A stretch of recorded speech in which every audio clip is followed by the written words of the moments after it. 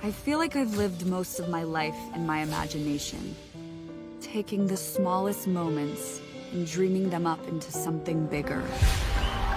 But I always had this feeling that at any moment, something horrible was about to happen. Of course I'm gonna be there. I'm gonna be sitting in the front row, shorty.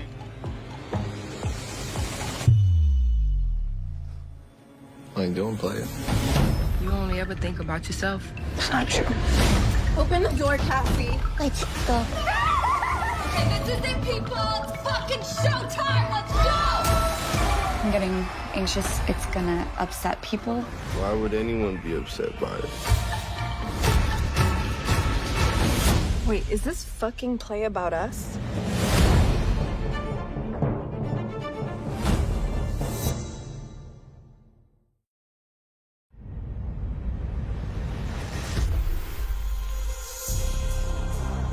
The spirit of Euphoria is always empathy, to see people from their own eyes and try to feel what it's like to exist in somebody else's head.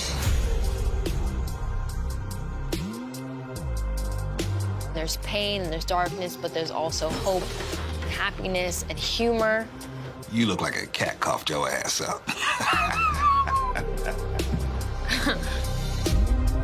The narrative arc of Euphoria has always been about the search for forgiveness or redemption that comes out of that. If this show is going to be honest about addiction, it needs to be honest about the lines that you cross that you feel like you could never come back from. It's okay, Rue. If Rue is going to get clean, then it means she's going to have to face the shame and embarrassment of what she's done. Ali? It's Rue. Ali is the only one that sees her for who she is, but holds her accountable and knows how to speak to her because he directly understands her experience.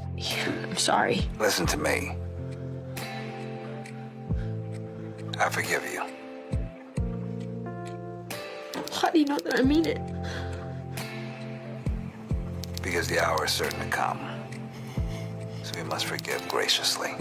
To have Ali be able to say that to Rue, I think, is such a relief for her, that she's able to accept all of the things that she's done. And I think he brings that same quality to Gia and this feeling of it's okay to be angry.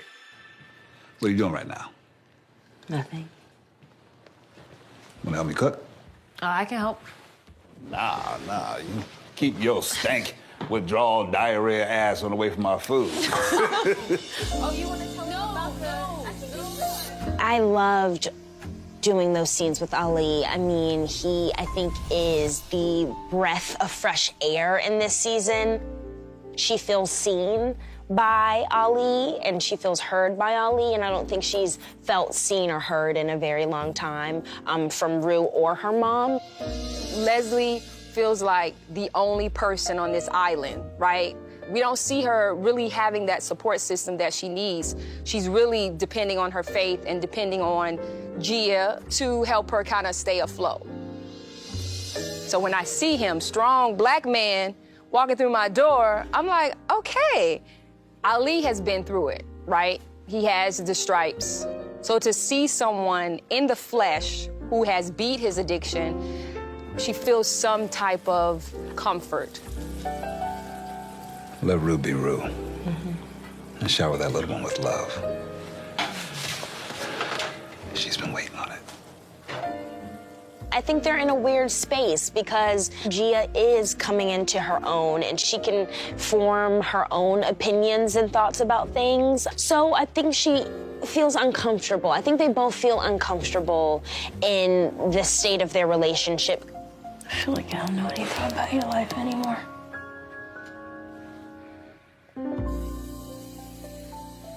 I'll tell you when you get back. Number 2, Gary, let's push him and move up. And let's see number 1.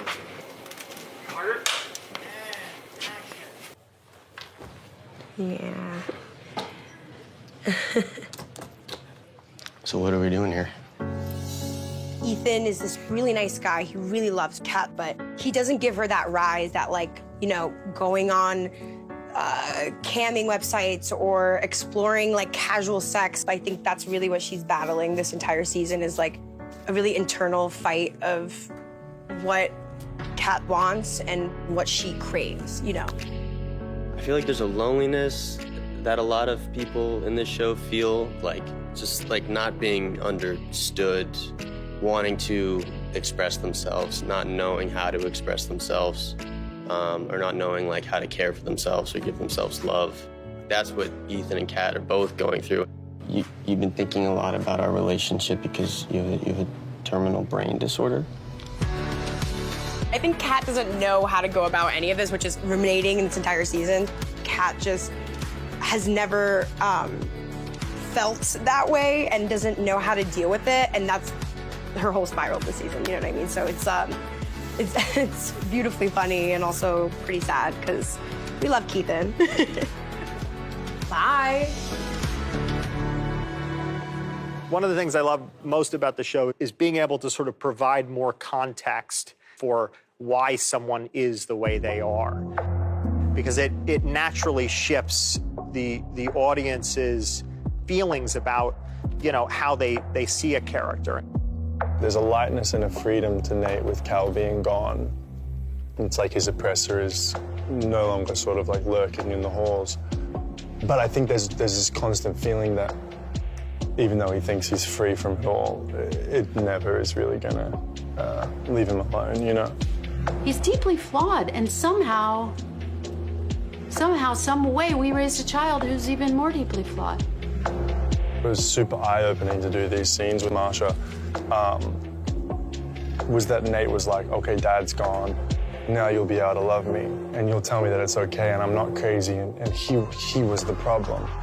And when she looks at him and says, fuck no, like, you're still the problem, that to me is a crazy beat in the story, and something that I never thought about until it was sort of right in front of me.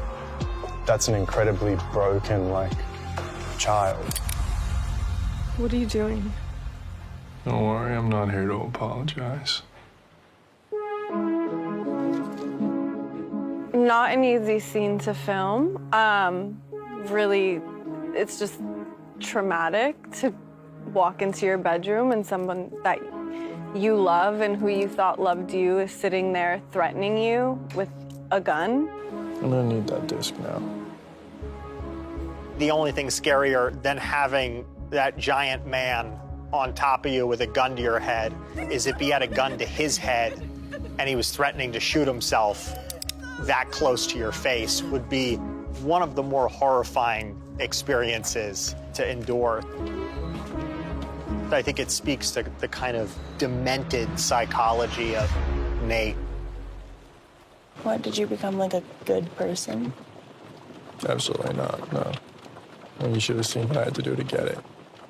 On paper, it seems like Nate plays a lot of games and everything's structured, but I really don't think in his head that he's playing games at all. To him, any kind of love, he's gonna like accept. And I think that brings him a great deal of comfort because it means he won't end up in the same place that his mum and dad did.